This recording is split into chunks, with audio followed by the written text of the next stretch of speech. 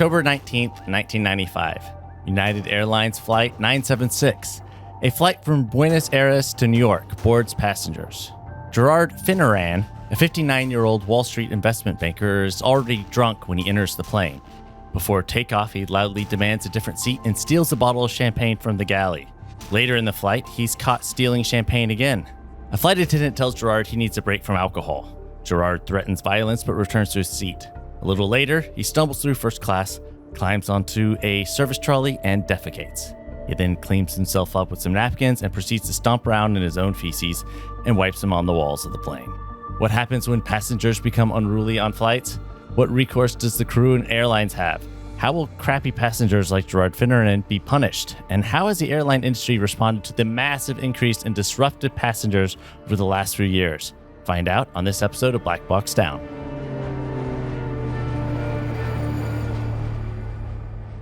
Hello, it's Chris and Gus, but backwards. This time I'm telling the story. What's it like being Chris, Gus? It's interesting. I'm nervous. I don't know what to expect. I don't know what's going on. You're talking about planes. Someone's pooping on a trolley. This is not what I expected to be talking about this morning. No, it never is. It's never what you want. I'm curious to hear what happened to our friend Gerard. Yeah, but before we get into that, we want to remind everyone, go to @BlackBoxDownPod on social media and follow us. We got images. Now, I'm not going to post images of Gerard's poop thing, but... Thank you. We appreciate that. Will be some supplemental things, and you can also... that's where we post a lot of our animated versions of the show. We have... what else do we got? All kinds of stuff. We also have, don't forget, our premium experience at blackboxdownpod.com, where people can support us and get ad-free episodes and get them early. Lots of places to go, lots of things to look at. Yeah. Oh, also... I know it's maybe too early, but holidays are coming up, and so you start thinking about like gifts and things. Black Box Down merch. Oh, that's true. Always good. Yeah, we've got shirts, mugs, stickers, all kinds of stuff. Yeah. So getting into it, obviously this episode's a little different. So I'm curious. I assume you're going to talk about this. Yeah. But right off the bat, this incident happened in 1995, I think you said. So it's pre-September 11th. So I'm curious how things changed and what happened to this guy. Because I feel like nowadays they would have just immediately put this guy on a plane to Guantanamo Bay.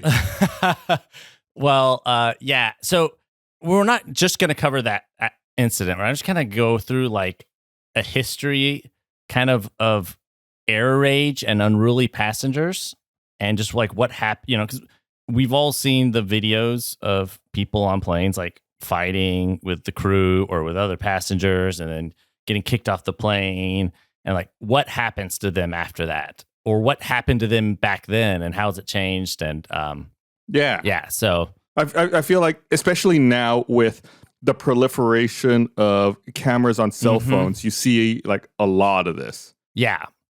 Also, the proliferation of people being upset on planes. True.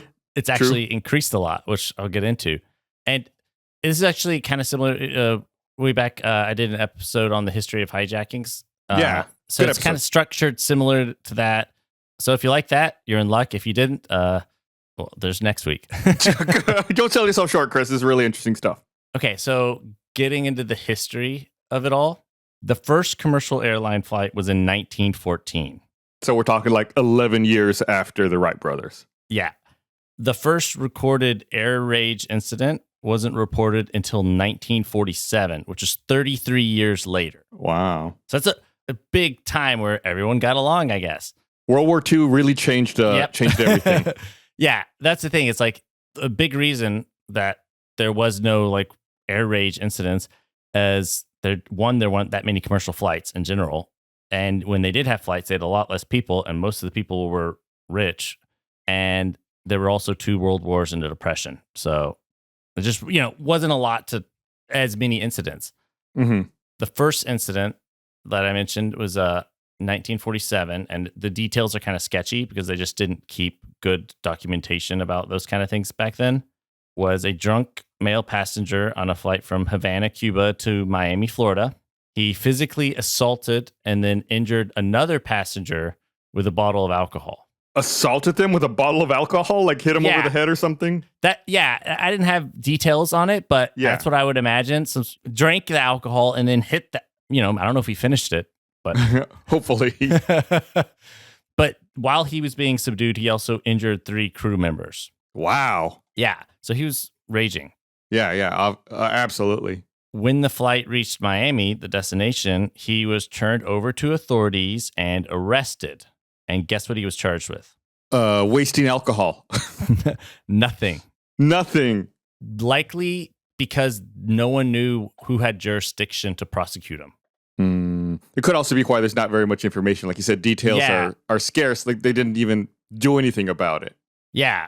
And they're like, well, I don't know. Do we take him to Cuba or do we do in Florida? And, and I think they just didn't know what really the process was. Also, there were, I'm sure, lots of unruly passengers in that time period, but a lot of the incidents aren't documented, like I said, because it was just older. But airlines, it's speculated that airlines would try to cover up incidents a lot more because air travel was so new and they didn't want negative press and they didn't want to make potential passengers nervous about flying.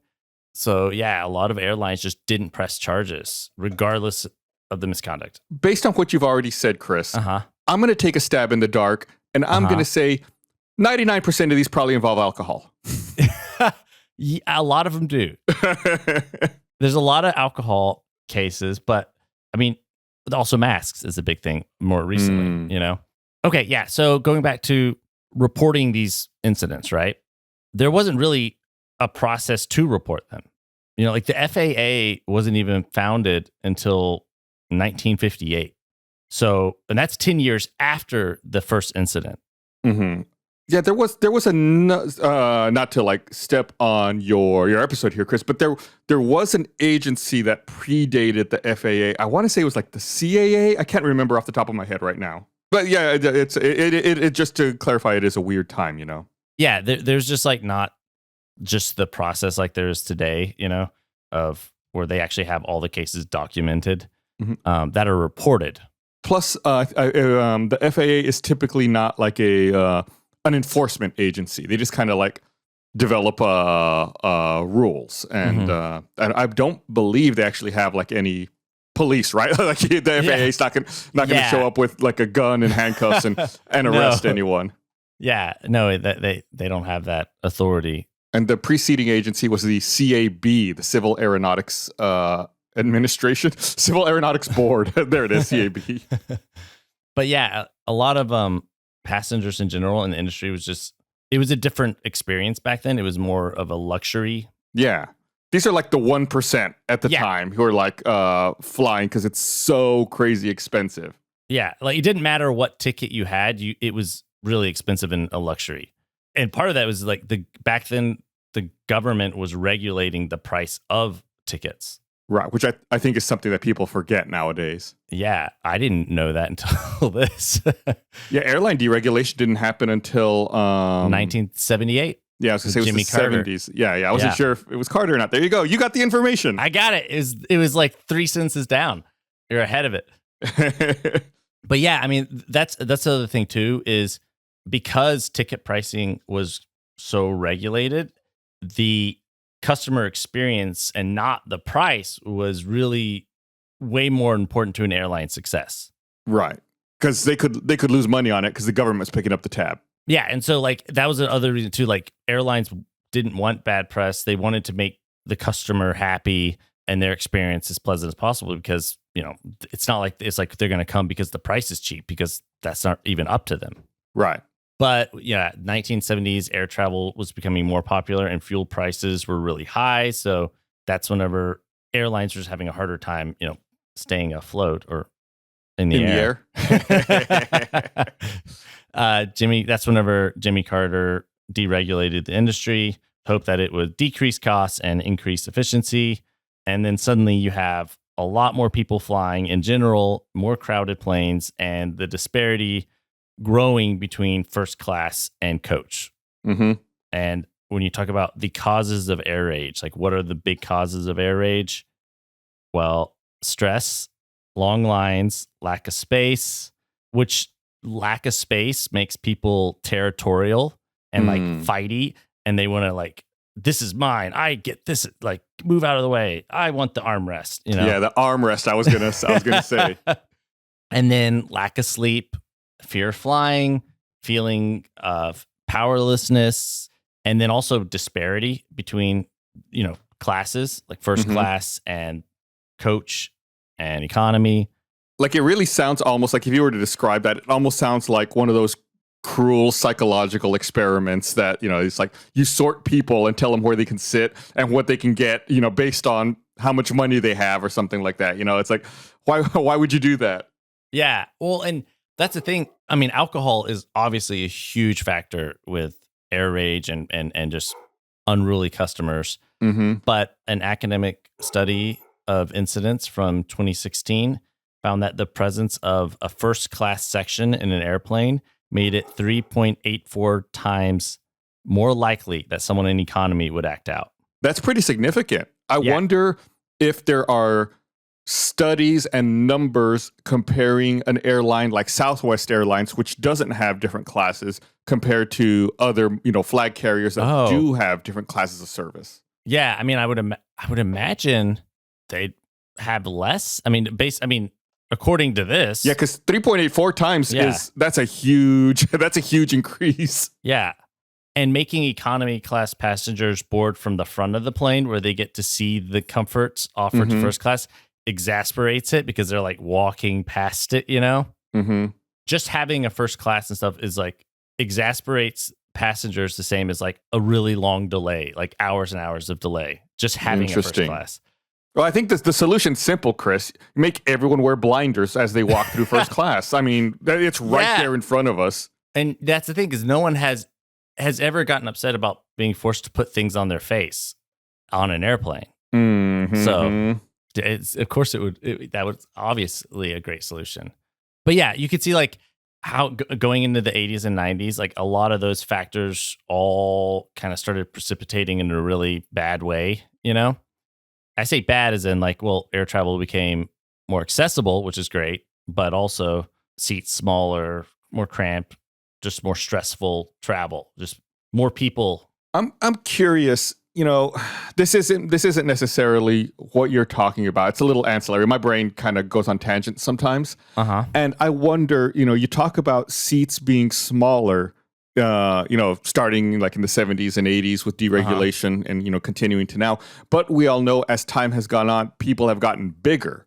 So I wonder, like, with, approaching it from both ends, with seats getting smaller and people getting bigger, like how that compounds on each other and how that, like has like a magnifying effect and makes the spaces seem even smaller compared to when seats were bigger and people were smaller. I hadn't thought about the growth of people, but like, we've talked about some of the planes that people fly, and if they are well maintained, they can live, like they can last for a really long time. Like you could have a 20-something, 30-year-old plane, right?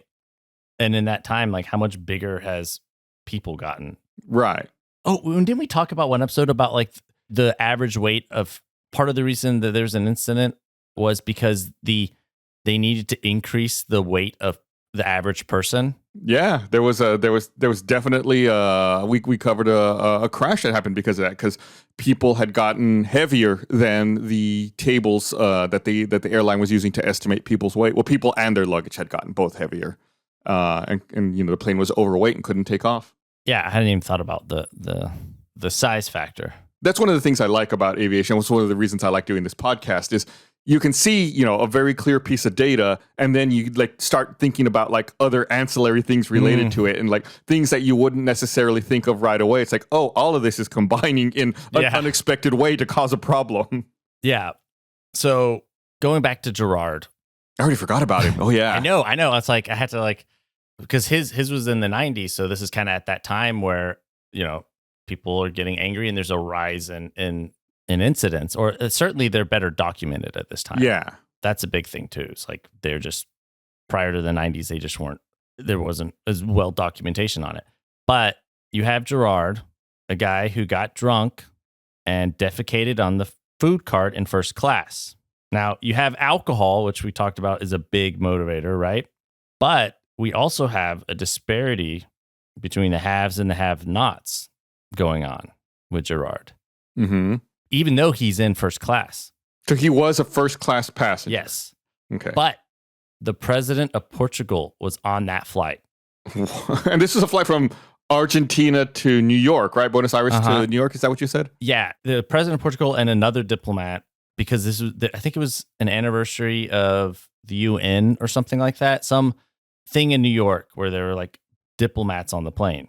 And so because of, a president of a country being on the plane, they had like the security details had like cordoned off certain sections. And there was a bathroom that had been blocked off that he wanted to use or needed to use. And whenever he got upset that he wasn't allowed to use it. So he decided to find his own bathroom. As you do. As you do. And then that's when you poop on the cart. After that, he went and locked himself in a different bathroom. And then like a person who was traveling with him and a flight attendant had to like spend a lot of time to get him out. They eventually got him to a seat and he fell asleep and they had to cover him up with blankets because of the smell. Ugh. They couldn't serve food because of, it wasn't sanitary. So they didn't eat on that flight. And they were gonna land early and to kick him off. But because, again, the diplomats, the president, they really don't do unexpected trips like that. So they weren't allowed to detour and kick him off. So he made it through the whole flight. Oh, well, good for him. Yeah. Like normally, they would have landed somewhere and kicked him off. And then, yeah. But yeah, he made it through the flight. So in one way, he was lucky the president was on board because he made it to his destination. Yeah, yeah. But what happened afterwards, when the plane landed, he was arrested by the FBI on several charges of interfering with a flight crew. And eventually, he pled guilty to one count of making a threat. He was fined $5,000 and sentenced to 300 hours of community service. He also agreed to reimburse United Airlines $1,000 for cleaning the aircraft and reimburse all the passengers on the plane for their tickets. Oh, man. Do you want to guess how much that might be? I was going to say, I can't imagine how much money that would be. What kind of plane was it? It's a Boeing 767 300ER. So you're probably looking at about 220, 230 people, international flight. Let's say, I'm going to pull up my calculator here. 220, let's say $600 a person. That doesn't seem right. Is that $132,000? That can't be right. That's high. I mean, maybe it wasn't a full flight too. I don't know. Oh, true. Yeah. It was 48,000. Oh, plus it's also 1995 prices. Yeah, 1995. Different. Yeah, 48,000. Okay, that's a lot. Not as much as I was expecting, but that's still a lot of money to take a poop on a food cart. Yeah, it's an expensive poop. I mean, his defense in the trial was that he was having an emergency and he wasn't allowed to access a bathroom. It really went the angle of like a medical emergency. But you said he locked himself in another bathroom afterwards. Yeah, that's the thing. Why would he get up on a food cart if it's an emergency? And why would he like stomp around in it and stuff? Yeah. He was also like stealing alcohol. It's like, come on, dude. Huh. I mean, don't get me wrong. I've needed to go before, but things that have not entered my mind are like jumping up on a food cart and taking a poop on that and then smearing it around. Yeah, and that's what it's like. I think it kind of stems from like the anger of being told you can't do this, you can't have alcohol, you can't go to this bathroom, being disgruntled. Do you know what was the nationality of Gerard? He was American. Of course. He was American. I mean, he was a Wall Street investment banker. He was? Well, he's not. He passed away, I think, in like 2004 or something. But yeah, he's a 59-year-old Wall Street investment banker. And I mean, he was a rich banker, I would assume. Huh. Interesting. Why? No. Like, I knew, of course, he would be American. I guess, I don't know. I wasn't sure. I guess I'm trying to picture in my mind who it was or what kind of person this was. Investment banker, the more I think about it, the more it makes sense. Yeah. No. It's that tracks. I think it was someone who is, and this he's is used to getting his way. Get used to getting his way and being in first class and then being whenever he's saying like, no, you can't do this. Oh, this because of the president and these things. I think that's what got him upset, and just being told. I mean, he was stealing alcohol before the plane even started, like while they were boarding. Well, he was getting ready to start stealing pensions once he landed and got to work at his investment banker job. So, I mean, yeah. With HelloFresh, you get farm-fresh, pre-portioned ingredients and seasonal recipes delivered right to your doorstep. Skip trips to the grocery store. Count on HelloFresh to make home cooking easy, fun, and affordable. That's why it's America's #1 meal kit. You can subscribe to HelloFresh and check Save Money off of your fall to-do list because HelloFresh is 25% cheaper than takeout and less expensive than grocery shopping too. With HelloFresh, ingredients travel from the farm to your doorstep in less than 7 days, so you know they're fresh. Plus, pre-portioned ingredients make cooking a snap and cuts down on food waste. I love it. It's super simple. The instructions are super easy to follow, and it takes just, 20, 30 minutes, and you're done. Just last night, I actually made some black bean burritos with some peppers in them and onions. It was awesome. So good. I think it took me 25 minutes to make it all. When I was done, I was eating a delicious meal. So go to HelloFresh.com/BlackBoxDown65. Use code BlackBoxDown65 for 65% off plus free shipping. Again, that's HelloFresh.com/BlackBoxDown to the number 6 and the number 5. Use code BlackBoxDown65 for 65% off plus free shipping. Go check it out. Thanks a bunch, HelloFresh, America's #1 meal kit. Your loved ones are complex, beautiful mysteries, but Uncommon Goods knows exactly what they want. Whether you're shopping for mom, dad, teenagers, in-laws, or your best friends, Uncommon Goods makes it easy to find remarkable, truly original gifts for anyone. Uncommon Goods wants your holiday season to be stress-free, so check out their selection of thousands of items today.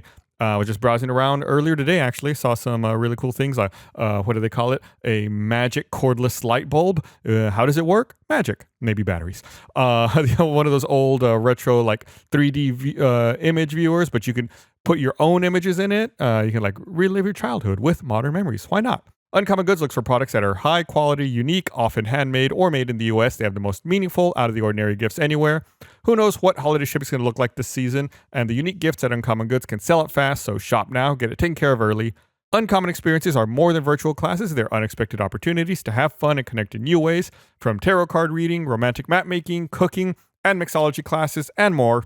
No matter what they're into, Uncommon Goods has the perfect gift, from art and jewelry to kitchen, home and bar. Uncommon Goods has something for everyone, not the same lackluster gifts you could find just anywhere. When you shop at Uncommon Goods, you're supporting artists and small independent businesses. And with every purchase you make at Uncommon Goods, they give back $1 to a nonprofit partner of your choice, and they've donated more than $2.5 million to date. So to get 15% off your next gift, go to uncommongoods.com/blackboxdown.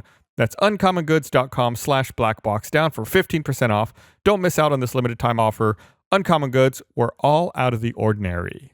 Using the internet without ExpressVPN is like leaving your keys in your car while you run into the gas station for a snack. Most of the time, maybe you'll be fine, but what if you come back to see someone driving off with your car? Every time you connect to an unencrypted network in cafes, hotels, airports, any hacker on the same network can gain access to your personal data like passwords, financial details, and it doesn't take much technical knowledge to hack someone, just some cheap hardware. I bet you a smart 12-year-old could do it. Hackers can make up to $1,000 per person selling personal info on the dark web. ExpressVPN is great because it creates an encrypted tunnel. It's a secure link between your device and the internet, so hackers can't steal your sensitive data. It would take a hacker with a supercomputer over 1 billion years to get past ExpressVPN's encryption. If you don't know, that's a lot of years. Fire up the app, click one button to get protected. Phones, laptops, tablets, and more, so you can stay secure on the go. I think it's great. I never connect to an unknown network without a VPN. You should be absolutely doing the same. So secure your online data today by visiting expressvpn.com/blackboxdown. That's expressvpn.com/blackboxdown. Get an extra 3 months free. expressvpn.com/blackboxdown. So back to the fine, $48,000. The thing is back at that time, the fines, the civil fines, were really low. They were capped at $1,100. 1,000, like in total? Civil penalty cap at that time was $1,100, which is incredibly low, right? Yeah. I'm not sure the exact rule of this trial, but I think, he was compensating for the passengers. He paid like $1,000 to United Airlines for cleaning the aircraft and stuff. But the actual just like civil penalty was $1,100. That was the max. Wow. And again, with the increase in kind of like the 90s and it becoming a bigger issue, that was increased to $25,000 around 1999. Inflation. But yeah, I mean, that's a huge increase from like 1,000 to 25,000. But needed because people were kind of going crazy, right? Right. Then the question is like, okay, how does the airline handle disgruntled passengers? And prior to 9/11, it was a lot more common for pilots to actually get directly involved. Really? Like the pilot would come out of the cockpit and start fighting people? Yes. It's like a video game. It's like you fight all the flight attendants, and then like the boss battle, like the pilot comes out of the cockpit. Well, I mean, that's what it was. To me, it was like you're acting up as a kid in the car or on the bus, and your parents are yelling at you, and you're like, don't let me pull over, and come back there. Except for they were 30,000 feet in the air and it was a plane, right? To be fair, at that time, airplanes, that's around the time whenever there were flight engineers in addition to... So they were first officer, captain, flight engineer in most planes, right? I like to think it's like hockey, where they've got one guy in the cockpit who's just like really burly and he's just there to fight. It's like you got the captain, you got the first officer, you got the flight engineer, and you got the bruiser. And it's like, is there a problem in the cockpit? Send the bruiser back. It's like some dude who just lifts weights all day long. I mean, it's not like the other flight crew didn't get involved, but the captain he or she would be like the authority, and so don't make me get the captain kind of thing. Mm-hmm. So yeah, there was more redundancy with an engineer, but they started phasing out engineers with newer planes, as you know, like in the 80s and 90s, right? What was the exact time period? There wasn't like an exact cutoff, but I'd say about the 80s is when you started really seeing a decrease in flight engineers. Yeah. So in general, not a good idea for the pilots to be going back to deal with passengers. And this is also like passengers were way more likely to go up and start dealing with the pilots at this time. What do you mean? Well, like they'd go up and want to fight the pilot? Yeah. Here's a case. March 16th, 2000, aboard Alaska Airlines Flight 259 from Puerto Vallarta, Mexico to San Francisco. Did I say that okay? Yeah, pretty good. A man broke through the cockpit door and attacked the pilots and lunged for the controls. Like he just barreled through. And the pilots had actually been alerted that he was coming, and the co-pilot was armed with an axe. What? I guess like the fire axe or something? I guess so. Like when you said it sounded like a video game. That's what it's like, fighting their way up to the front of the plane. So then they were like, a fight broke out with an axe. The co-pilot, I think, was, injured with his own axe, I think. They fought him off while flying the plane and eventually had to get on the intercom and ask for help from passengers. That is not an announcement I want to hear. No. If you don't mind, we're in the middle of a battle with a passenger. If anyone's got some potions or some buffs, we could use them right now. So yeah, 7 passengers came in and wrestled the assailant to the ground, and then he was arrested. But that's pilots were just way more involved to that. According to a study in 2000, the aviation safety reporting system at NASA, unruly passengers could cause a pilot to make serious flying errors, in large part because in 40% of the 152 cases that were analyzed, pilots either left the cockpit to go help deal with a dangerous situation or were otherwise distracted by the crisis to the point that in half of the incidents, it adversely affected the pilot's performance. Right, because if you think about it, you don't want the pilots leaving the cockpit because anyone could fight a drunk person, but there's only 2 people who can presumably fly the plane that are up there. Yeah, and if they get injured, then it's like now you have 1 or 2, And also, even if they don't go fight them, it's like they're nervous that is it they feel maybe more responsible because it's, I guess, under their kind of it's their responsibility, their flight. Yeah, but it shouldn't be. Mm-hmm. And then obviously this changed after 9/11. Cockpits were redesigned to be safer and inaccessible from the outside. And now it's like the pilots aren't supposed to leave if there's issues, right? They're supposed to stay. It's very structured. Yeah. And it kind of falls upon the crew, the rest of the crew, to deal with unruly passengers. And air marshals, if there happens to be one there. Yeah. The thing that's interesting And I know we've talked about this some in the past, but there's not like a set way that flight attendants deal with out of control passengers. There's not like regulated equipment. I don't know if you've seen it, Gus. There probably have, but there was a really like a viral video recently of a woman who was duct taped to the seat. Oh yeah. Like Hannibal Lecter style, like after she became violent on a flight. Mm-hmm. A lot of people were surprised that like, well, they just duct tape her, you know? But this is Jeff Price, professor of aviation management at Metropolitan State University of Denver. He says it's common to use duct tape to secure a person who represents a threat to the flight or others. So duct tape is just a thing that happens. It's not uncommon. I think some airlines will also have like zip tie cuffs or like ways to restrain, people or, keep them in their seat. Yeah. But it's like you said, it's not standardized. Yeah. And I think in Australia, some planes have like tasers and things like that.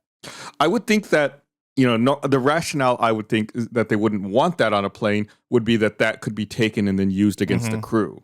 Yeah. And that might have, let me double check on that. I read it in an article, but I'm not sure what time that article was written. So I'm going to check that. We have a little plug for our social media. We have, where I've seen messages on Instagram and Twitter from people who work in the aviation industry, and they've sent me photos of restraining devices that they have on planes. Oh, really? Oh, I would love to see that. Go through our inbox on Instagram. You'll see some in there. I'll see if I can find some. Maybe we can post some of that stuff without tagging anybody. I don't want to call anyone out or any specific airline. I'll look and I'll see if I can find some restraints and not indicate who sent it or anything like that. But it was just interesting to me that there's like it's so different, like even airline to airline, not even country to country. But yeah. Part of the cabin crew training is in de-escalation and restraint techniques and any equipment if it is carried by their airline. Like there's no standard. So it's really up to the individual airline. Mm-hmm. Like, American Airlines includes restraint cuffs and tape and kits for flight attendants. And it says that airlines policy says flight attendants should try to de-escalate a situation before turning to restraints. And those are used with agreement from the captain if needed to keep a passenger from hurting themselves or others. But I think we talked about this as well in a past episode, but a lot of airlines don't want to restrain people because if something goes wrong in the plane, then they're restrained and they can't evacuate. Mm-hmm. But what if they cause something to go wrong by not restraining them? It's a fine line to walk. Yeah. So how they actually deal with disruptive passengers kind of varies. But after 9/11, things became a bit safer. I mean, they became a lot safer because, pilots weren't also like fighting. Right. And passengers couldn't run in and start fights. Mm-hmm. So I kind of want to jump now to kind of more modern day stuff of the past few years. Mm-hmm. So the FAA has a database of incidents, but these are only incidents that are reported to the FAA. It's still an issue where it's like airlines don't have to report, every incident. It's at the discretion of the crew member. Security violations are excluded. Obviously, those cases are handled by the TSA. Mm-hmm. But I'm just going to read some numbers here. 2016, there were 102 cases. 2017, there were 91. 2018, there were 159. 2019, there were 146. Now, 2020, that's COVID, a lot less flights. Yeah, I expect this number to be really low. It's 183. Oh, what? Yeah. I thought, air travel really dipped in 2020. I expected it to be, 40 or something. And that's part of the problem, is there was a huge increase in unruly passengers and violent incidents and air rage. Wow. Yeah, to the point where, in large part because of the stress of COVID and people being more stressed to fly and being more protective of their space, and wanting people to stay away from them. And then also masks became a huge point of contention where people weren't wearing masks. They'd get upset.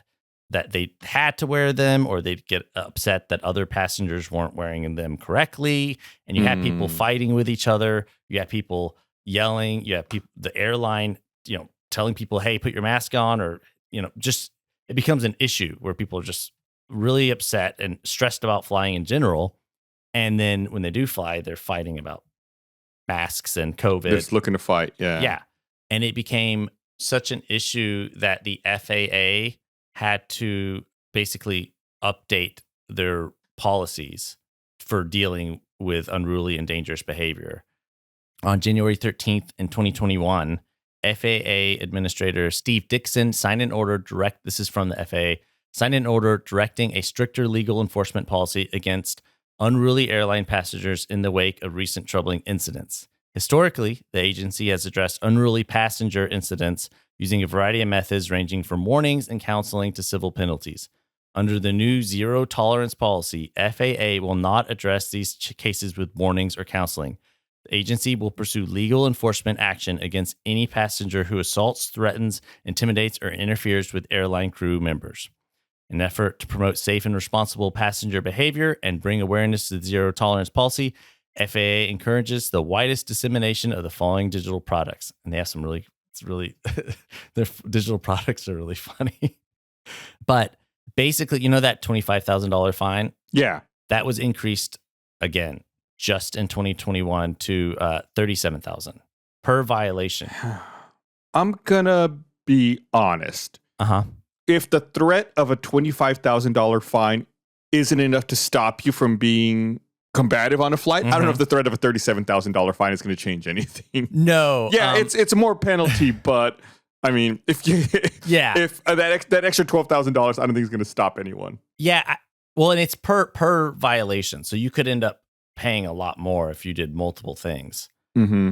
But yeah, I think it's less that, but more just like because I agree. If you're 25,000 for 30, it's more money, but if you're going to do something for 25, I think it's about the enforcement, the zero tolerance aspect of it, and the enforcement and the dissemination of hey, we have zero tolerance here. There's like the dissemination of that, of how strict they are. Yeah. And a lot of this, like even the flight attendants union was like requesting that the FAA do something. Mm-hmm. Yeah, because they take the brunt of it. They're people fight them. Yeah. And it was just coming to a really bad head. This new order went in effect on March 30th of 2021. FAA will pursue legal action with no warning for anyone who assaults, threatens, or intimidates. And so 2020, there were 183 incidents. Guess how many there were in 2021? I'm going to say like 300, like something insane. 1,099. That's even crazier. What? I told you, they increased the fine, they increased the enforcement. It doesn't do anything. Well, but you have to think they increased it. This was like in March, right? So, but cases were already like on such a rise, I think, from 2020, and they kind of like reached a really like a height in 2021. That's when like there was the most anger about masks, I feel like, and people were the most stressed about vaccines, and there's just like a lot of anger in general. Guess the number for 2022 so far. Is it already that same number? Is it already 1,000? No, it's actually gone down. Okay, good. Oh. As of September, it's 680. 680. We're on track to do it again, though. Well, we're on track to have another 1,000 a year at that rate. Sure. Because then you would take a third of that, which is 200. So we're on track for about 900. Yeah. So it's going to be presumably a little less, unless there might be a big increase around Christmas. It's still a big increase from pre-COVID. Big. It's still big, but I think some of that is like the COVID of it all, but also like more airlines are reporting it and trying to deal with it, and maybe also the fact that there's an increase in fines. Maybe there's more of a impetus for airlines to report things. So maybe it was always happening. They're just reporting it more diligently now. I do think there is more, though. Like, I think COVID and masks are a big issue for people getting into fights, because 2020, all of that before was pretty normal and steady, and then all of a sudden there was an astronomical increase. Yeah. But yeah, so now we have cases are going through where it's like the highest fines ever. And I believe one of the first people to get that new high fine was that video of that woman who's duct tape. Oh, like she was one of the first people for it to happen to. She messed around and found out. Yeah, but the FAA is like Dixon, who's no longer the FAA director, but he was crediting that there is a lower number of incidents, and he's crediting that like the public service announcements. Like he was essentially doing like press stuff, going on to promote, to inform the public about the new fines and the strict regulations and zero tolerance of it. Mm-hmm. And I'm gonna send you some of the they like on when I was reading that, I said like public service announcements. They made these and they're like on their site, like download these and share them on social media and print them. And there's like an old lady leaning out of the cockpit. Don't embarrass me. I raised you better to act that way. They're pretty cheesy. There's a Fight Club one. Yeah, I actually, on the Black Box Down Instagram account, I follow the FAA. I've seen these? I've seen these. They post these. The second rule of Fight Club is to not fight on a plane. Yeah. I think there's one about that says you could have spent $35,000 on a brand new truck, but instead you're paying a fine because you punched a flight attendant. Mm-hmm. I think the Black Box Down account may have liked that image on Instagram. I think I did. That's funny. I was gonna post some of these on social. You should. Yeah, we absolutely should.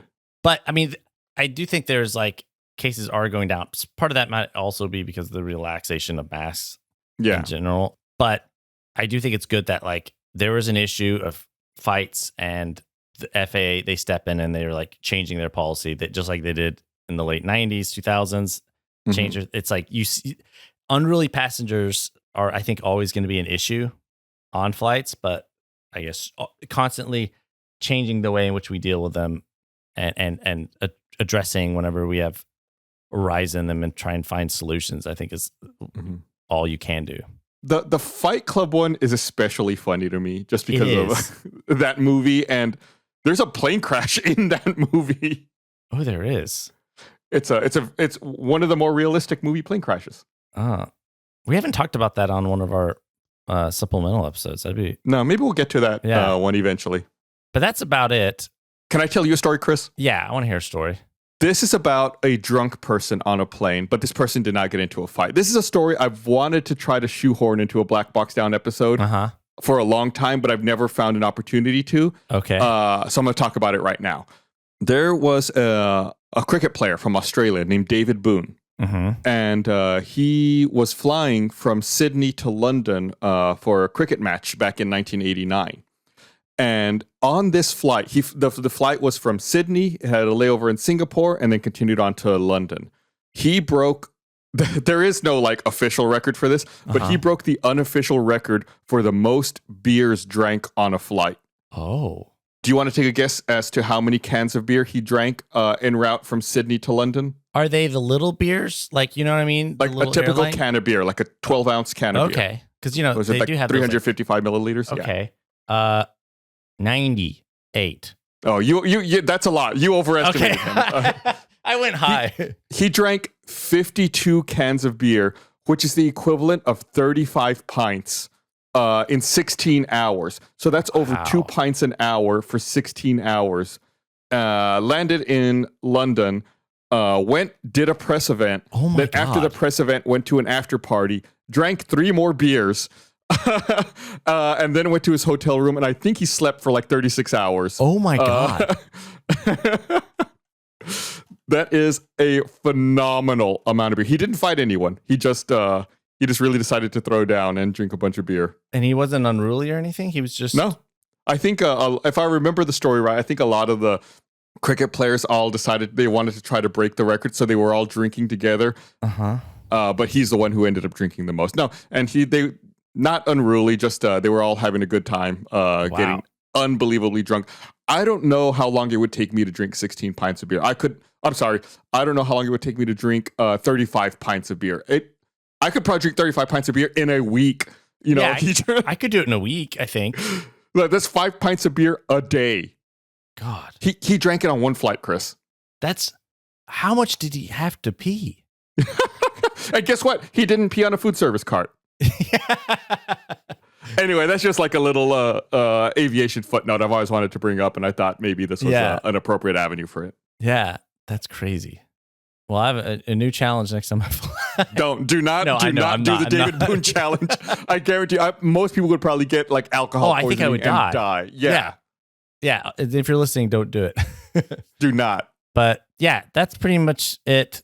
I've been wanting to do this for a while just because of seeing all those crazy stories about crazy people on planes. I'm like, what happens to them? And because it's not like, most of the time it's not dangerous.